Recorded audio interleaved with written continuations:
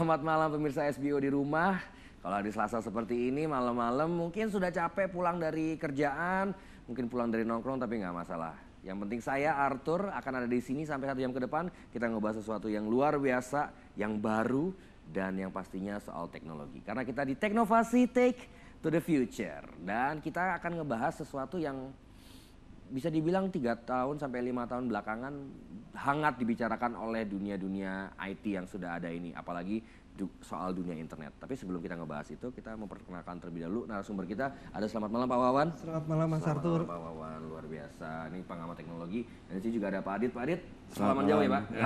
Salaman jauh. Pak Adit ini adalah dari Data Utama dan kita ngomongin soal mungkin agak sedikit berhubungan dengan yang lalu Pak ya.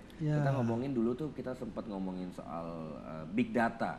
Big data which is sebuah program, sebuah algoritma yang dimana behaviornya manusia itu bisa dibaca dan akhirnya menguntungkan untuk beberapa pihak untuk jadi bisnis. Tapi di lain sisi privacy kita di mana? Betul, betul, Pak? Betul. Kalau Pak Wawan atau Pak Adit kalau nanggepin itu gimana nih Pak? Saya duluan. Boleh Pak Wawan. Jadi masalah privacy ini sebenarnya bukan 3-5 tahun tapi tidak akan pernah berakhir. Karena yang namanya privacy itu ya itu kebutuhan, salah satu kebutuhan dasar manusia ya untuk terlindungi haknya privasinya ya. Jadi seperti itu ya. Selama ini kita ngomongin big data, tapi kita lupa bahwa apakah big data ini aman. Nah, justru ini yang menjadi tantangan baru dari kemajuan era digital.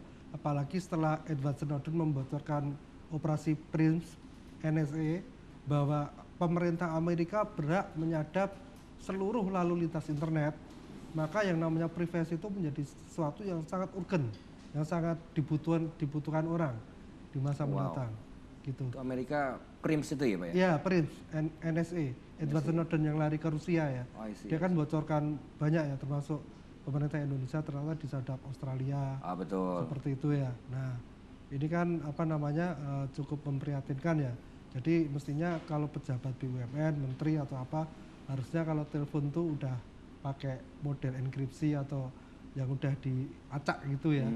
Gitu. Selain itu ya inilah dipakai untuk pemerintahan.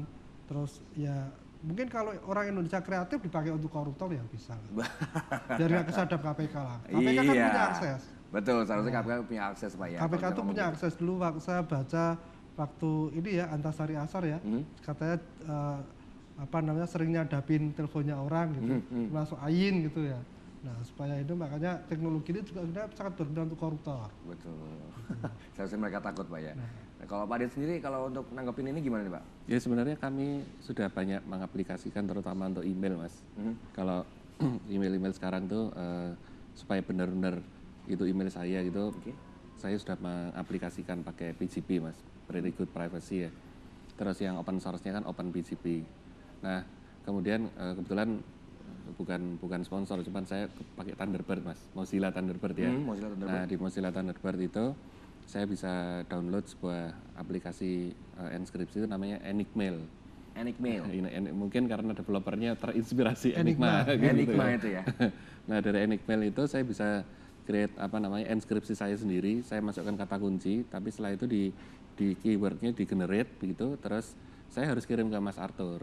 Nah setelah itu kalau saya kirim hanya Mas Arthur yang bisa buka karena punya key saya. I see. Jadi mungkin kalau pemirsa SBO di rumah bingung apa sih Enigmail, encrypted, privacy. Ya ini memang sebuah pembahasan yang hangat banget di dunia IT ya. Zaman sekarang ini di mana email kita pun yang bisa kita bilang kita saya ngirim ke Pak Wawan lewat yahoo.com gitu ya. Something at yahoo.com saya kirim ke Pak Wawan atau ke Pak Adit at yahoo.com. Itu kan email kita kan dari kita lari ke server dulu, bahkan sebelum ke server kan ke Yahoo ya. Ke Yahoo server baru ke Pak Wawan atau enggak Pak Adit. Bahkan sebelum ke server pun dia lompat-lompat terlebih dahulu kan. Diacak lompat baru server baru ke Pak Wawan Pak Adit. Nah, waktu lompat sampai ke Pak Wawan Pak Adit memang bisa dibilang 0, sekian detik. Cuma dari situ kan bisa aja dihadang orang, yang email kedua kita bisa kelihatan. Saya juga punya punya habit, saya tuh jarang menghapus email. Jadi Gmail saya itu isinya masih banyak. Jadi arsip ya, sekalian jadi misalnya itu saya encrypt gitu, Google atau ini ya taunya ya YZE 1, 2, 3 teracak. Betul. Yang bisa baca saya sendiri karena saya bisa masukin kodenya. Nah iya, karena itu enkripsi kan, Enkripsi, dienkripsi. betul. Jadi kalau kita sendiri yang awam seperti saya, ya paling gampang mungkin pemirsa di rumah tahu soal yang namanya Path ataupun Twitter gitu ya. Iya. Jadi pertama kali kita bikin Twitter kita masih alay, ketahuan kalau dulu kita alay segala macam, ya kan? Iya. Akhirnya data itu kan dipublish ke umum. Tapi kalau semua nggak dipublish umum, email ya mungkin Yahoo bisa pegang punya kita. Akhirnya behavior kita ketahuan. Nah, itu ngomongin soal privacy. Metodenya mail server juga SMTP itu server mail transfer protokol, dia hanya melewatkan saja. Nah. Dia hanya relaying, habis itu di server tujuan itu hanya tersimpan, kemudian kita tarik pakai IMAP atau POP3 itu dia hanya Tarik hasilnya. aja. Jadi enkripsinya harus di komputer saya Dan saya di dekripsinya baru di itu komputer aman. Mas. Ini masalah email ya. Kebetulan kalau saya udah baca Apple dengan FaceTime yang bisa udah telepon IP atau video Dan itu terenkripsi juga. terenkripsi. Wah, nanti kita akan bahas lagi revisi. Kenapa kita mau bahas ini? Karena nanti akan ada pembahasan yang lebih luar biasa. Jangan kemana-mana pemirsa SBO di rumah, tetap di Teknovasi. Take to the future.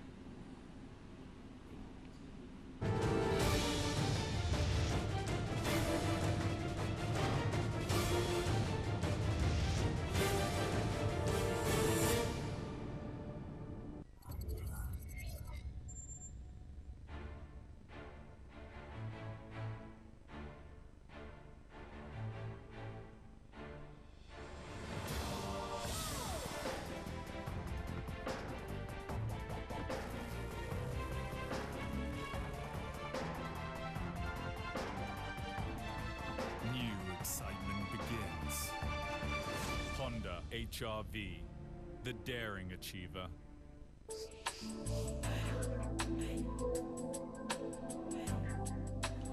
Kecepatan internet telah berevolusi dan semakin berkembang hingga menghasilkan koneksi super cepat ultra high speed. Membuat segala bentuk komunikasi internet Anda menjadi ringkas, cost efektif, dan dapat diandalkan. Data Utama berdedikasi untuk memberikan layanan IT dalam jenjang yang lebih tinggi dan fokus dalam seluk-beluk perkembangan teknologi modern, khususnya di segmen Internet Service Provider dan Network Access Point.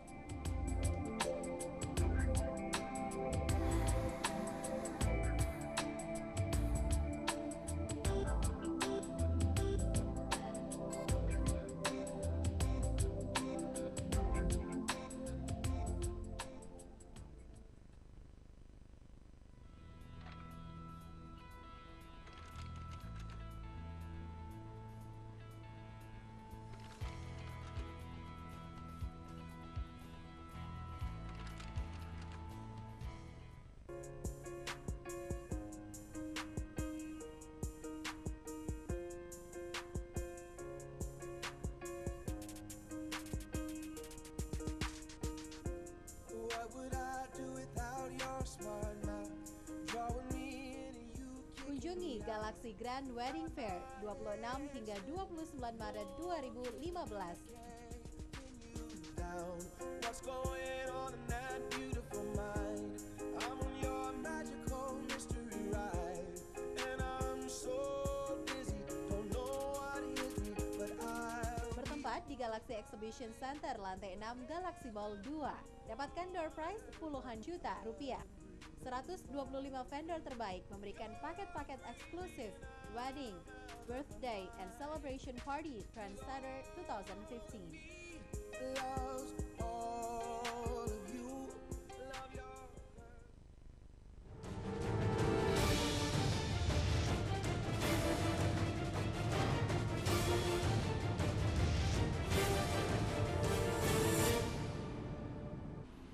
Thank you for staying with us. We are still on Teknovasi, Take to the Future. Masih bareng saya Arthur, Pak Wawan, dan juga Pak Adit. Dan tadi kita ngomong encrypted data, privacy data, di mana ya mungkin nggak kerasa lah ya kita sekarang ini data kita dilihat oleh orang segala macam, banyak orang. Bahkan nanti bisa dilihat oleh NSA, Pak ya. Iya, NSA. Dan nggak tahu nanti kepentingannya buat apa sama NSA, untuk apa, udah buat Amerika, untuk apa, saya kita nggak tahu.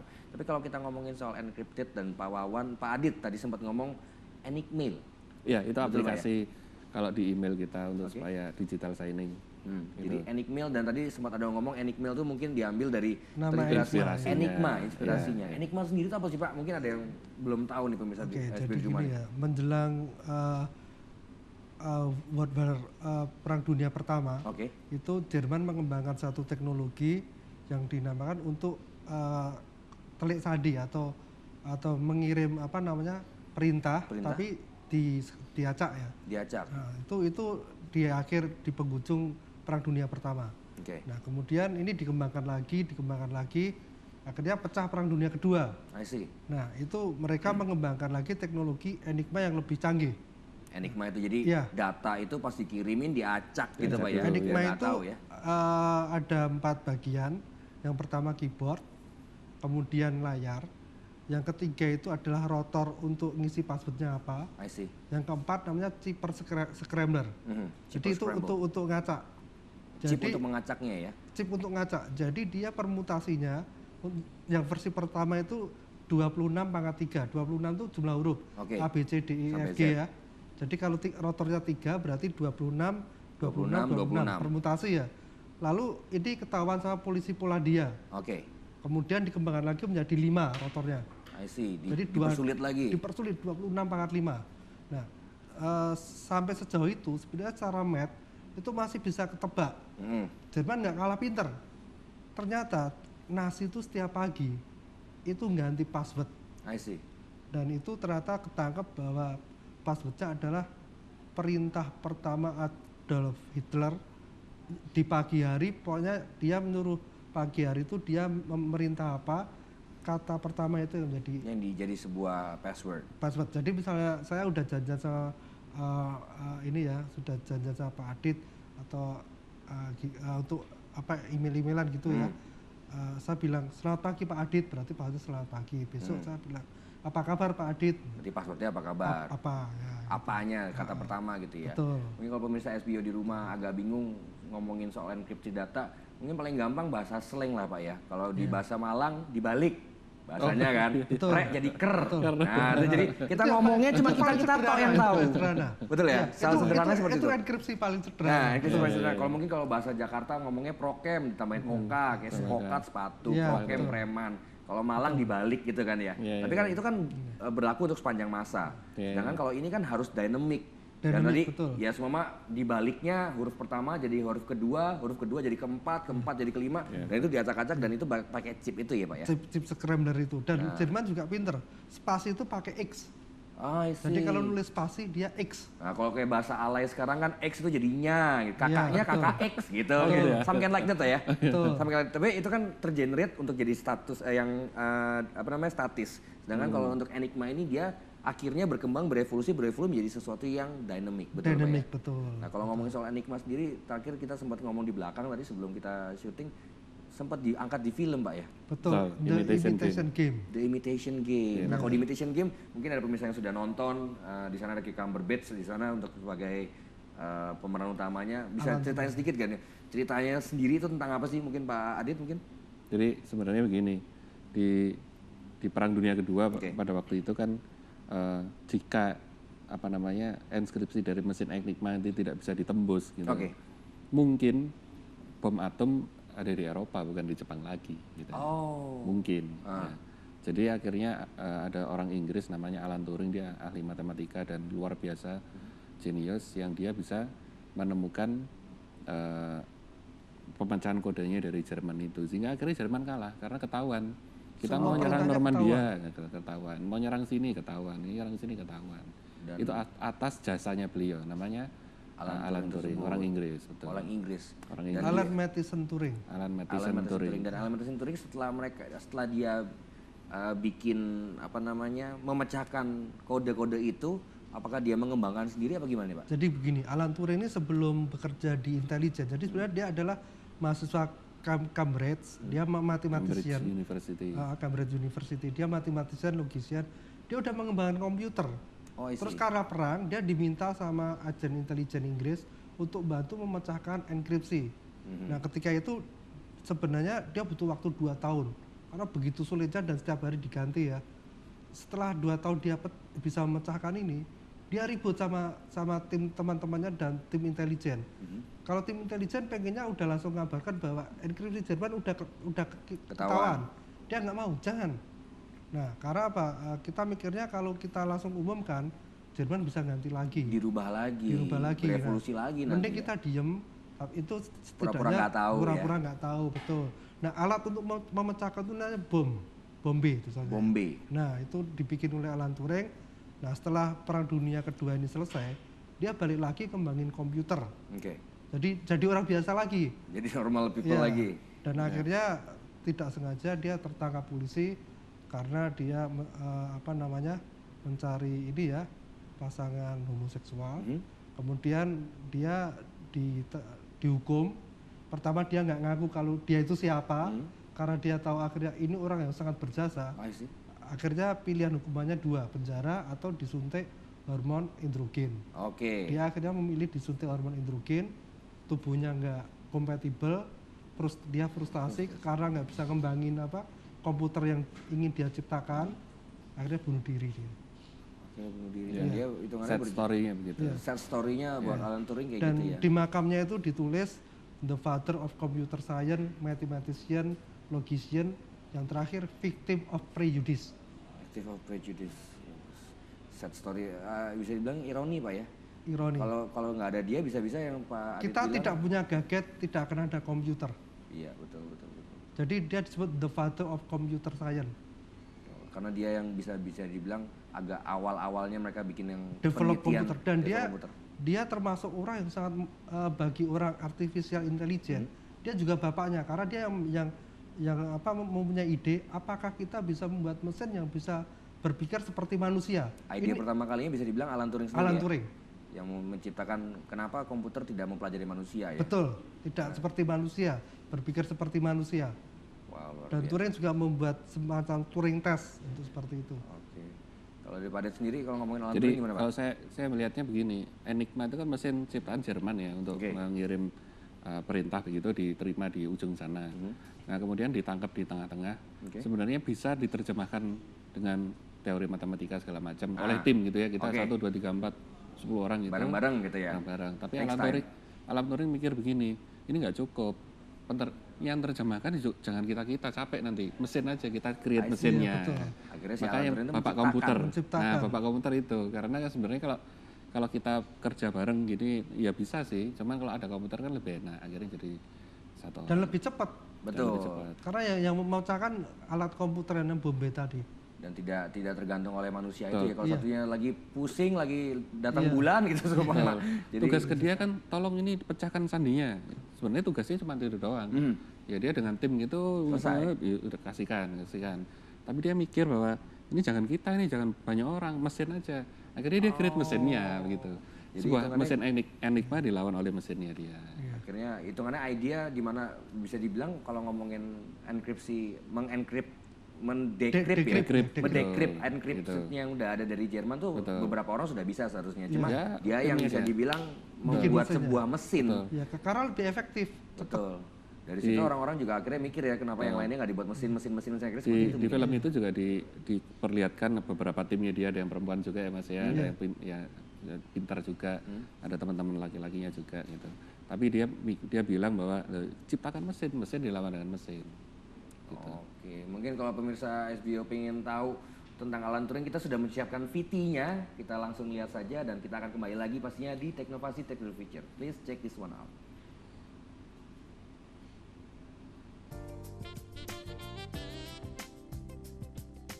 Alan Matheson Turing lahir pada 23 Juni 1912. Ia adalah seorang peneliti matematika dan komputer dan juga pahlawan perang Inggris. Sebagai peneliti komputer, Alan dikenal sebagai salah satu peneliti komputer modern digital pertama. Selain itu, dia adalah orang pertama yang berpikir menggunakan komputer untuk berbagai keperluan. Dan dia mengatakan bahwa komputer dapat menjalankan berbagai program. Tidak hanya ahli di bidang komputer, Alan menciptakan sebuah ide tentang mesin Turing, yakni mesin yang dapat menjalankan sekumpulan perintah. Dari mesin yang ia ciptakan tersebut, Alan berhasil mencetuskan tes Turing dan kemudian namanya diabadikan dalam penghargaan Turing.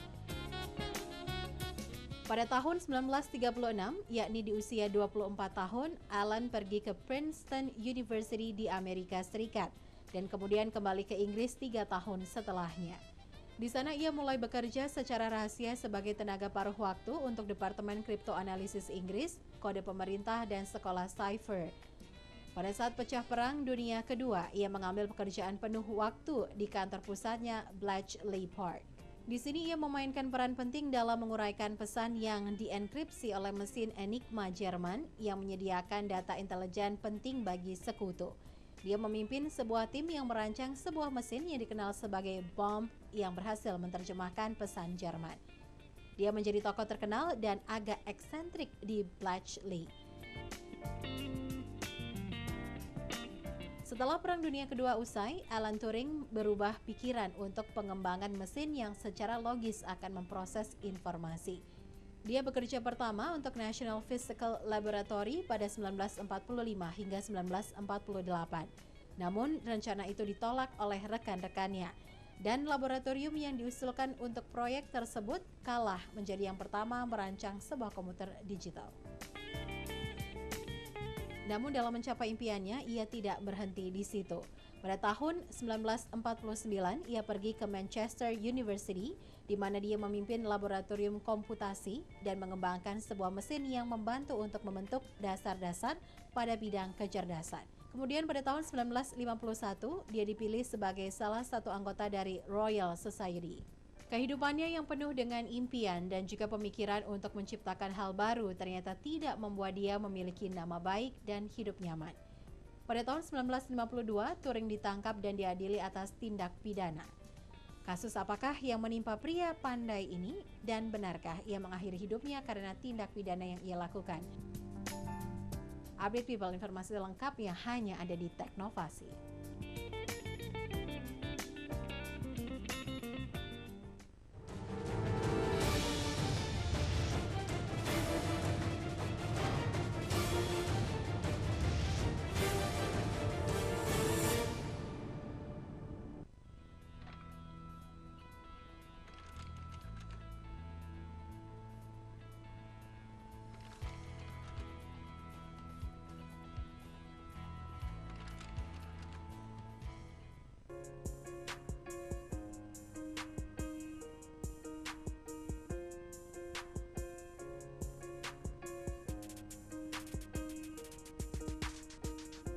What would I do without your smart mouth?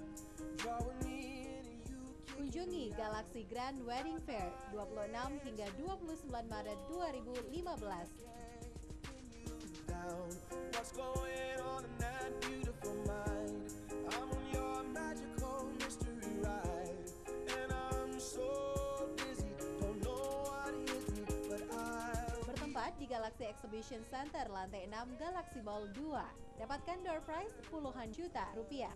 125 vendor terbaik memberikan paket-paket eksklusif wedding, birthday, and celebration party Trendsetter 2015. loves all of you. Love your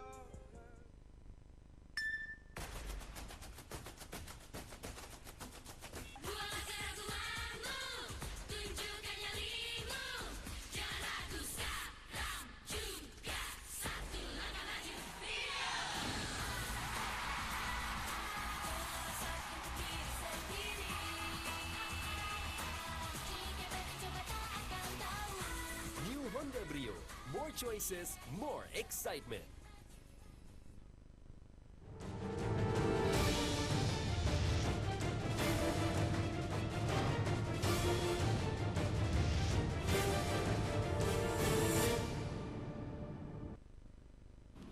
Selamat malam pemirsa SBO di rumah, kita masih di Teknovasi Take to the Future bareng saya Arto dan di sini ada Pak Wawan dan juga Pak Adit dan kita ngebahas soal Alan Turing. Tadi ngomongin Alan Turing, siapakah dia yang memecahkan enkripsi data dari Enigma yang waktu Perang Dunia Kedua dan dia menciptakan sebuah mesin yang tidak hanya memecahkan enkripsi itu tapi dia menciptakan sebuah mesin yang kita nggak perlu kerja, akhirnya mesin itu yang akhirnya bisa bekerja untuk memecahkan kode-kode Morse dan kode-kode yang sudah diacak-adutkan dari Jerman untuk berperang tersebut. Tapi memang bisa dibilang saya agak keluar dari line ini, everything about technology itu awalnya tetap dari perang Pak ya. Militer. Termasuk internet itu DARPA. Iya, DARPA, militer, semua Militer. internet, semua teknologi itu semua militer. Dari memang militer, ya. Dari militer mereka berperang dan segala macam, akhirnya jadi sebuah komputer. Tapi itu out of the line for tonight. Tapi kita ngomongin lagi soal enkripsi data. Tapi balik lagi tadi sempat pemirsa di rumah sempat melihat VT dari Alan Turing. Mungkin ada yang sedikit kelewatan lagi, saya lagi balik lagi ke Pak Wawan dan juga Pak Adit. Mungkin satu persatu bisa jelasin lagi, menurut Pak Wawan dan juga menurut Pak Adit, si Alan Turing ini berjasanya gimana kah untuk teknologi yang mungkin zaman sekarang ini, dan menurut Pak Adit dan Pak Wawan bagaimanakah seorang Alan Turing ini? Saya mungkin ini ya, melihat bahwa teknologi apapun itu kita harus kembali ke dasarnya, Mas. Oke. Kita di Indonesia ini lebih mendewakan ke arah aplikasi ya, tapi yang ilmu dasarnya itu kurang dihargai. Coba seperti Alan Turing itu dia seorang matematikawan sejati ya. Richard Feynman itu fisikawan sejati juga ya Mas Wawan ya. Terus yang siapa tuh yang di kursi roda itu? Stephen Hawking. Stephen Hawking itu juga seorang fisikawan sejati. Applied science intinya ya. sekarang ini. Nah, padahal di Mas Arthur lihat di kampus-kampus itu jurusan-jurusan di swasta dan negeri MIPA ya. MIPA. Ya, itu kurang diminati orang. Nah, makanya saya sih mendorong supaya kita juga mulai menghargai ke sana ilmu dasar gitu dan mulai menyukainya. Karena apa? Kita kurang orang-orang yang bisa develop mulai dari mengetahui dasarnya dulu, nggak langsung tiba-tiba yang tinggi begitu Konsep, konsepnya dasarnya itu yang paling penting. Ini contohnya kan waktu itu akhirnya Jerman bisa dipecahkan oleh matematikawan kan gitu kan. Bukan karena pesawatnya, bom atomnya atau apa gitu. Karena dasarnya ya seorang matematikawan si Alan Turing tersebut ya. Betul. Oke, kalau untuk Pak Wawan gimana Pak? Alan Turing ini kalau bagi dunia komputasi dan AI ini boleh disebut orang yang sangat vital ini. Jadi mungkin kalau nggak ada Alan Turing juga nggak ada smartphone, nggak ada komputer gitu ya, terus atau nggak ada teknologi enkripsi yang lebih canggih seperti itu. Tapi ya memang Alan Turing dia dari ilmu paling dasar matematika, logika, sampai dia juga engineering, membuat komputer itu tadi. Jadi saya lihat ini profil yang cukup jenius dan komplit. Dari konsep sampai dia engineering cukup komplit lah ini. Betul. Biasanya kan orang konsep aja, engineering aja. Ini Alan Turing dua-duanya jalan nih. Kayak Feynman persis. Wow. Jadi bisa dibilang untuk dunia sekarang ini bisa dibilang dia yang idea pertama yang masih raw banget, yang masih mentah banget, akhirnya orang-orang mendevelop akhirnya menjadi sesuatu yang bisa bilang sekarang ini ya Pak ya. Iya, komputer sekarang dari ini. komputernya, dari AI-nya juga, Dan itu jauh sebelum Bill Gates dan Steve Jobs. Iya, perang dunia kedua Pak ya. Iya. Alan Turing sendiri meninggal 1954. Dan dia meninggalnya pun bunuh diri karena ya depres itu ya. Karena dia disuntik estrogen itu ya. Karena dia nggak bisa meneruskan apa yang ingin dia kerjain. Jadi mungkin jenius-jenius ini pengen membuat sesuatu yang mengubah dunia, tapi karena dihalangi, mending bunuh diri seperti itu ya. Idealisnya besar ya Pak Idealisnya ya. besar. Kalau zaman sekarang jangan bunuh diri lah ya. Iya. Kalau nggak bisa terus berusaha. Tapi mungkin itu memang eksesnya ya mungkin Mas. Soalnya ada film sebelum ini, Beautiful Mind Mas. Oke. Ya itu menceritakan John Nash ya. John Nash di Amerika ya Mas ya. Itu juga diceritakan di film itu kan dia punya kepribadian ganda. Nah itu mungkin efek-efek dari kecepatan berpikir atau karena kepinteran gitu ya. Tidur pun mikir ya sambil ngitung kalau tidur ya. Siapa Mas tadi yang di kursi roda itu? Stephen Hawking itu juga kan kemunduran fisiknya juga karena kecepatan berpikirnya juga diduga seperti itu juga. Nah makanya ya sebenarnya perlu keseimbangan lah. Ya, keseimbangan. Kalau pinter ya pinter-pinteran gitu. Pinter biasa aja lah. Jangan jadi komputer bagus, jangan jadi computer nerds kan gitu. Oke. betul. Tapi ya nggak bisa begitu juga. Kalau nggak ada orang-orang seperti itu, dunia tidak berubah sedemikian drastis ya. Benar. Seperti itu ya. Ya bisa dibilang Tuhan tetap adil lah ya. Pinter-pinter banget tapi jangan pinter banget ganteng kaya, waduh, kan kasihan kita wah. Gak laku dong, udah pinter, ganteng, jenius, wah kita ini gimana gak laku. Tapi alhamdulillah, kita ngomongin balik lagi enkripsi. Nah kalau ngomongin enkripsi, zaman sekarang ini nih Pak, enkripsi seperti itu apakah berkembangnya banyak atau gimana nih Pak? Oh iya dong, itu di Instant Messenger udah lagi tren tuh. Iya. Oke, ya apa tuh Pak? Mungkin ada yang belum tahu nih Pak. Yang terbaru kan Telegram tuh, terus kita ada chat khusus, hidden chat. Hidden chat. Ya, Terakhir itu. kayaknya saya sempat salah mencet di Line, Pak ya. Line juga Line ada. itu ada hidden chat ya, dan hidden itu chat. encrypted ya. Ya, menurut versinya mereka lah. Jadi ya tren juga seperti itu. Kemudian kalau yang FaceTime mesti berbayar ya. Kita mesti download dulu dan bayar pakai kartu kredit. Terus nanti saya sama Mas FaceTime itu encrypted gitu, khusus. Jadi hitungannya data video Bapak ke saya dan saya balik ke Bapak di luar sana tidak akan pernah diketahui orang Betul. apapun Iya. ya. Jadi Betul. hitungannya Diacak. kalau lewat Diacak. pun dibaca nggak akan ngerti ini Iya. video Nggak apa. ngerti. Jadi hitungannya kayak mata di bawah, kaki di atas, Iya, terus betul. ngomongannya Diacak. dibalik Iya, segala betul. macam. Jadi hitungannya Iya, betul. orang di luar Bapak dan saya melihatnya sesuatu yang aneh, yang Betul. tidak ada Iya, betul. artinya. Betul. Tapi setelah masuk saya lewat kunci or something, balik lagi video yang normal lagi. Ya, Mungkin ke depannya yang paling laris mungkin adalah nanti komunikasi voice yang dienkripsi. Voice pun sudah dienkripsi nantinya. Ya, Ya? FaceTime itu kan bisa voice sama video. Oh iya betul. Gitu. Jadi saya telepon sama Pak Adit gitu, kalau enkripsi saya hidupkan, ya orang yang mau nyadap nggak bakal ngerti. Ya suaranya noise jadi kesannya Noise, ya. ya. Jadi keluar noise tapi waktu masuk ke Pak Adit sudah jadi suara normal lagi. Normal lagi. Nah kalau enkripsi seperti ini bisa dibilang beberapa, saya bilang belum lebih dari 5 tahun ya Pak ya. Untuk yang messenger ini mereka untuk develop enkripsi. Ya memang baru aja karena setelah ada Edward Snowden membocorkan operasi itu PRINCE.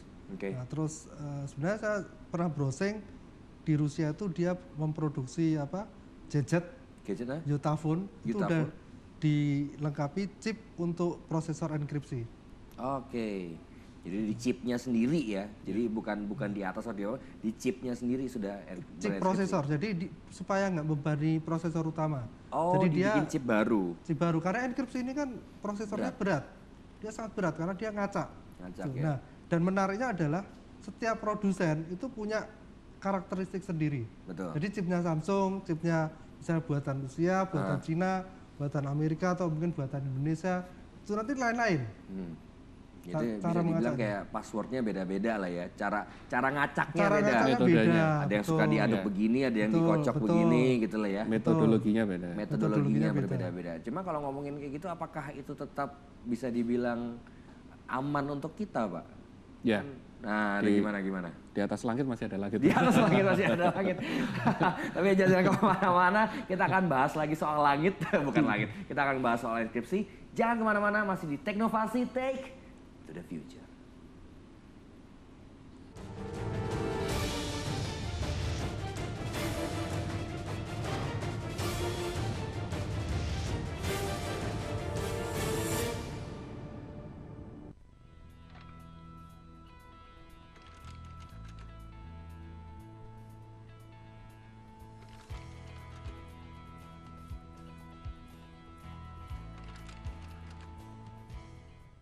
Ingin tahu lebih detail foto produk-produk yang dipasang di iklan Jitu Jawa Pos? Download aplikasi QR Code Reader dari smartphone Anda.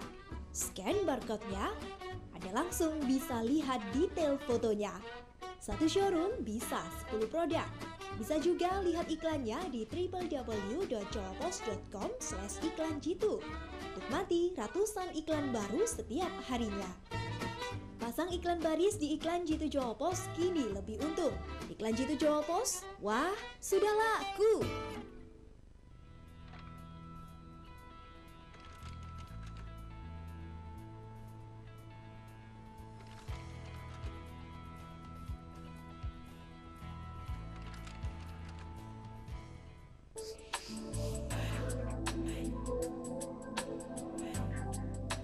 Kecepatan internet telah berevolusi dan semakin berkembang hingga menghasilkan koneksi super cepat ultra high speed. Membuat segala bentuk komunikasi internet Anda menjadi ringkas, cost efektif, dan dapat diandalkan. Data Utama berdedikasi untuk memberikan layanan IT dalam jenjang yang lebih tinggi dan fokus dalam seluk-beluk perkembangan teknologi modern, khususnya di segmen Internet Service Provider dan Network Access Point.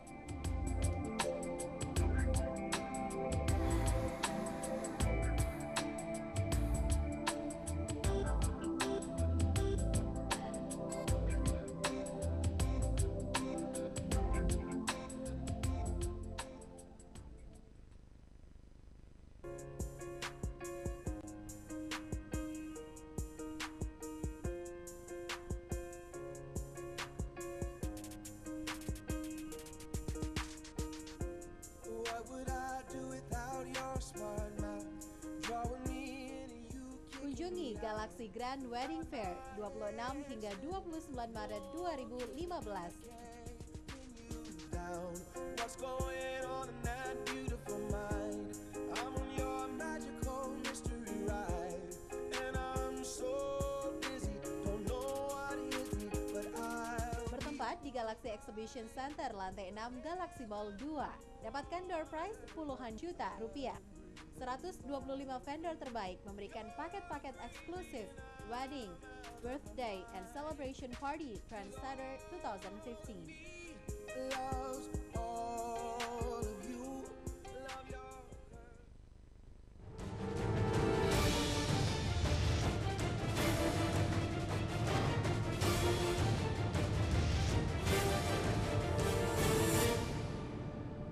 Oke, selamat malam pemirsa SBO di rumah. Kita masih di Teknovasi Take to the Future bareng saya Arthur dan juga Pak Wawan dan Pak Adit dari Data Utama dan juga pengamat teknologi. Kita ngomongin soal Alan Turing, kita ngomongin soal enkripsi data, kita ngomongin soal privacy data. Yang bisa dibilang dari zaman dulu, pertama kali gadget dan internet sangat sudah everything is in our hand. Kita komunikasi dengan orang, kita FaceTime, kita berkomunikasi. Tidak hanya chatting, tidak hanya messaging, tapi kita sudah bisa bertemu dengan dia lewat handphone.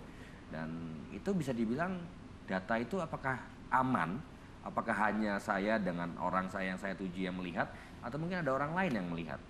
Atau mungkin mereka bisa tahu saya suka nelpon orang tuh di jam berapa aja. Nanti bisa digunakan data itu sebagai apa? Soal privacy itu yang bisa dibilang kita nggak ngerasa itu sebagai privacy, tapi bisa menjadi data yang luar biasa, menjadi musuh atau mungkin bisa jadi senjata dia untuk melawan kita atau senjata mereka untuk menggunakan kita. Nah ini yang tadi sempat kita bahas dan kita salah satunya adalah bagaimana cara data itu tidak diketahui orang lain adalah dengan enkripsi, betul Pak ya? Enkripsi, ya. Akhirnya Jerman pernah menciptakan yang namanya Enigma. Tujuannya sih untuk perang, di mana saya mengkomando pasukan saya di sana untuk menyerang siapa tapi tidak diketahui oleh musuh. Enkripsi dan Alan Turing itu sendiri yang menciptakan sebuah mesin bombe tadi ya. Bombe mesin ya, Bom mesin lawannya. itu yang data itu disimpan terus dipecahkan langsung dengan cepat oleh mesin, tidak perlu orang untuk berpikir. Ya. Nah, tapi kalau ngomongin perkembangan enkripsi data sendiri sekarang dan privacy data sendiri, enkripsi tadi kan sempat kita bilang sudah ada beberapa, mungkin pemirsa di rumah yang paling gampang ngambilnya adalah di Line tadi ya, karena saya juga nggak sengaja nggak megang di Messenger Line yang ada di gadgetnya pemirsa SBO di rumah. Kalau diklik, kita klik kontak orang, terus di atasnya kita klik ada hidden chat. Hidden chat itu kalau kita masuk ke setting itu ada encrypted data atau encrypted something gitu. Message. Dan ada message ya, ada Ya. 220 ABFA lah itu something. Itu kunci enkripsi kita dengan orang lain tersebut. Nah itu enkripsi namanya. Jadi di mana message saya lemparkan ke Pak Adit, hanya saya dan Pak Adit tahu, hanya saya dan Pak Adit saja yang tahu. Mungkin kalau analogi lagi yang paling gampang ya bahasa-bahasa slang itu Pak ya. Kayak di Malang bahasanya dibalik, ker ngalam, nah arek Malang. Enkripsi gitu itu ya. Enkripsi sudah itu.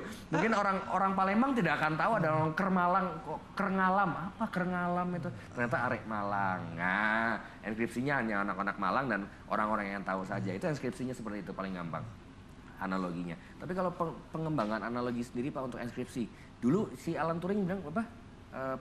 Permutasi 26. 26. Kalau sekarang ini sudah berapa nih Pak? Mungkin kemungkinan ya kalau untuk standar yang dipakai umum udah pangkat 128 ya. 128 Tapi kalau ya? untuk keperluan khusus saya pikir udah lebih. Lebih dari 128. Pasti lebih ya. Untuk enkripsi data itu sendiri. Ya. Nah kalau pengembangannya nanti dan sekarang dan sampai nanti di dunia deh, kita ngomong dunia dulu yang paling luas. Nggak akan ada habisnya. Nggak akan ada habisnya. Terus jadi karena ya itu yang tadi dibilang ya, Jerman bikinnya hanya pangkat 3, ketahuan. Ya. Bikin pangkat 6, ya. ketahuan. Ya, terus Naikin lagi, 26. ketahuan. Naikin 64. terus. 128 Sekarang ini orang-orang masih bekerja di enkripsi 128 tersebut Ya. ya. Jadi dipangatkan sampai 128, didekripsikan, diturunkan pangkatnya Turunkan 128. Memang tetap sebenarnya terpecahkan, cuma kan butuh waktu panjang. Butuh waktu panjang 128 ini ya, Iya. pangkat 128. Sekarang, tapi nanti lama-lama sudah pendek lagi. ya, bisa. Karena ada orang yang menciptakan mesin untuk berpikir lebih cepat itu Iya, ya. betul. Dan akhirnya lebih itu lagi. Ya, wah. dunia kriptografi ini nggak ada Kriptografi. selesai, ya. Dan ingat mesin sekarang kan nggak di satu tempat, Ya. bisa cloud kan. banyak ditaruh musuh di sedunia. cloud. Luar biasa ya. Orang yang encryptnya susah, dipecahkan gampang, bikin lagi, ya kan? Tapi hidup memang begitu, karena makin berkembang ya. Makin Jadi kompleks. makin kompleks. Di kami sendiri di penyelenggara jaringan ya, jasa pernah ada wacana untuk menyimpan semua data yang lewat. Kami sih nggak keberatan gitu kan. Pokoknya perangkatnya itu bukan Data kami yang utama nih, invest. kita ngomong data utama ya. Kami nggak keberatan, cuman perangkatnya jangan kami yang invest, mahal soalnya. Mahal dan nggak ada pentingnya bagi kami kan. Betul, Tapi monggo benar, silakan. Dan waktu itu sudah pernah dicoba 2 jam jatuh mesinnya. Karena disknya harus besar banget. Overload. Tempat media penyimpanannya nggak cukup. Jadi ceritanya Bapak menyimpan semua transaksi data internet yang ada waktu itu di Traffic, lalu lintas, traffic.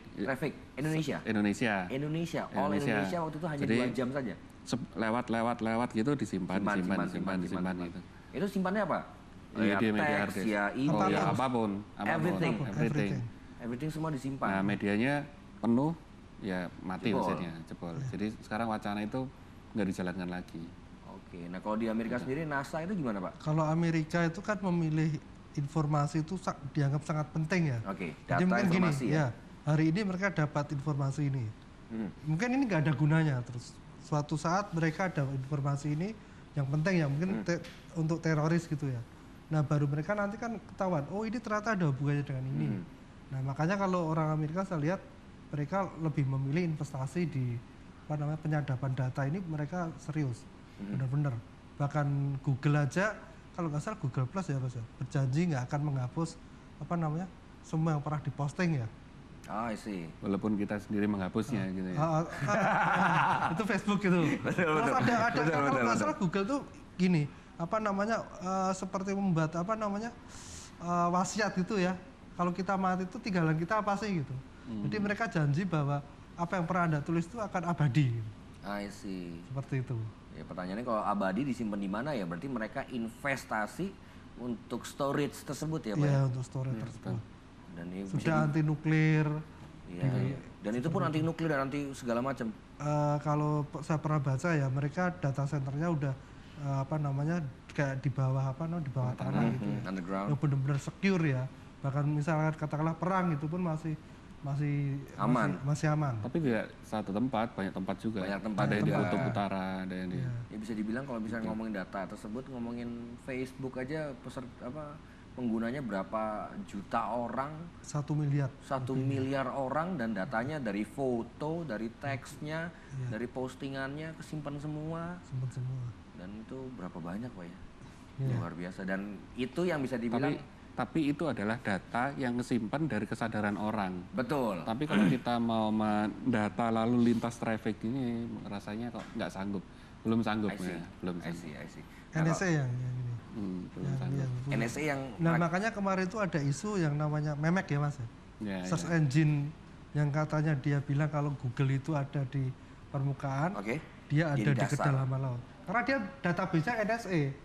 Jadi yang nggak kelihatan, yang Google nggak bisa akses. Gitu. MEX ya, sebuah search engine yang dibilang data source-nya lebih dalam. Iya, dan dia bisa bisa mencari kriminalitas. Ya bener lah, semua data disadap. Data NSA-nya disadap terus semua sama MEX itu ya. Enggak, maksudnya NSA itu nyadap data secara raw. NSA-nya betul. MEX ini ngambil datanya dari NSA itu. Jadi benar-benar luar biasa datanya ya. Iya, betul. Nah, kalau ngomongin soal privacy, saya balik lagi. Dan itu juga yang punya DARPA juga. Saya pengen balik lagi sebelum kita ngakhirin acara ini, kita ngomongin privacy. Tadi kan ada sempat Pak Adit bilang ada privacy yang bisa dibilang di tengah jalan kita nggak sadar diambil. Ada juga privacy kita yang secara sadar kita serahkan ke mereka. Facebook, Twitter ya. Path atau apapun itu kita location for share ya kan. Terus secara sadar kita check in ya kan. Setiap hari Senin kita ke kantor, Selasa kita nongkrong di kafe, Rebo kita ngebar, Jumat kita party, Minggu kita teler di rumah, kita ketahuan rutinitas kita seperti ini. Dan itu kita secara sadar kita kasih tahu ke server entah berantah di mana. Di dunia. Di dunia. Nah, kalau Pak Adit dan Pak Wawan sendiri menanggapi hal itu gimana nih Pak? Apakah itu sesuatu yang buruk apa ya? Ya sudahlah apa gimana nih Pak? Pak Wawan dulu mungkin. Tergantung ini ya, di Eropa udah ada undang-undang bahwa orang berhak mendelete semua data di internet. Itu udah Oke. di Eropa udah ada. Di Rusia itu undang-undang yang terbaru adalah bahwa warga negara Rusia datanya tidak boleh direkod di luar negeri. I see, untuk Rusia. Ya, untuk Rusia seperti itu. Jadi misalnya orang Rusia ingin transaksi akan ke Bali gitu ya. Dia mungkin transaksinya kan pesan hotel ya. Dia sebelumnya pasti hotel itu terhubung dengan sistem di Rusia dan mereka udah bikin agreement bahwa data yang dimasukkan setelah itu harus dihapus. I see. Seperti itu. Kalau enggak itu nanti kena hukum internasional. Kalau di Rusia sudah seperti itu. Jadi informasi warga negara Rusia tidak boleh disimpan di luar negara Rusia.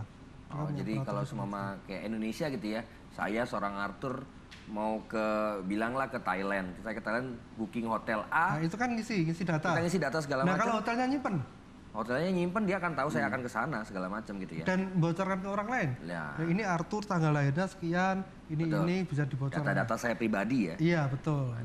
Nah, itu di undang-undang Rusia mereka untuk transaksi itu boleh, tapi setelah itu harus dihapus. Oke. Wah, kalau kita di Facebook itu ada nama, kerja di mana, Iya. SD-nya mana, SMP mana, SMA mana. Pernah sakit Kuliah di apa, mana. segala macam kita tulis semua ya. Lengkap selengkap-lengkapnya dan itu for free kita kasihkan ke mereka. Iya. Nah, kalau Pak Wawan sendiri nganggepin soal privacy itu yang kita rela dan kadang-kadang mungkin ada yang diambil di tengah jalan, gimana nih Pak? Pak Adit? Ya, itu kan kembali lagi diri sendiri. Kita sadar loh ngisi data kita di Facebook gitu kan, di Google apa segala macam. Kita sadar. Ya jangan marah-marah kalau misalnya keambil dan tiba-tiba kita ditawari promosi iklan sesuatu. Promotion ads gitu ya. Betul. Kalau nggak mau, jangan share data Anda ke siapapun di internet. Internet tuh ya bahaya juga, hati-hati. Oke, pokoknya intinya ya balik lagi ke diri kita sendiri. Tapi sebenarnya Google udah ini kok, ada penawaran bahwa kita bisa menggunakan produk Google tanpa iklan dan tanpa kita kasih data tapi bayar. Tetap bayar. Jadi gini, there's a price to pay ya for privacy Jadi lah ada ya. pilihan privasi atau bayar. Gitu. Tetap di tangan Anda pemirsa SBY di rumah. Dan pembahasan kita untuk privacy dan encrypted data dan Alan Turing hari ini sudah selesai. Dan pastinya kita akan terus mencari sesuatu yang mungkin pemirsa SBY di rumah tidak tahu tapi pengen tahu tentang teknologi itu. Saya Arthur, Pak Wawan, dan juga Pak Adit, terima kasih banyak malam ini. Terima kasih untuk Alan Turing juga, ada komputer segala macam karena mereka. Dan terima kasih untuk pemirsa SBO di rumah karena sudah menonton Teknovasi. Kita akan kembali lagi Teknovasi berikutnya. Saya Arthur, ciao, Teknovasi, take to the future. Thank you.